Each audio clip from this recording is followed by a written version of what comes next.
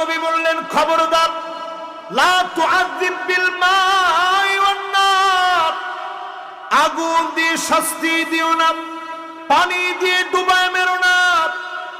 আজ আপনি তাকায় দেখেন, নবীর আদর্শ বলে আগুন দিয়ে পোড়ায় মারা যাবে না, পানি দিয়ে ডুবায় মারা যাবে না। সামান্য পিঁপড়ার ক্ষেত্রে আল্লাহ নবী এমন মায়া দেখালেন। আজ আমরা এমন মুসলমান, মুসলমানের বুকের ভিতরে গুলি চালাইতে পর্যন্ত দেরি করি না, ঠিক কিনা বলে? আফা হুকমাল জাহিলিয়াতি ইয়াবগুন।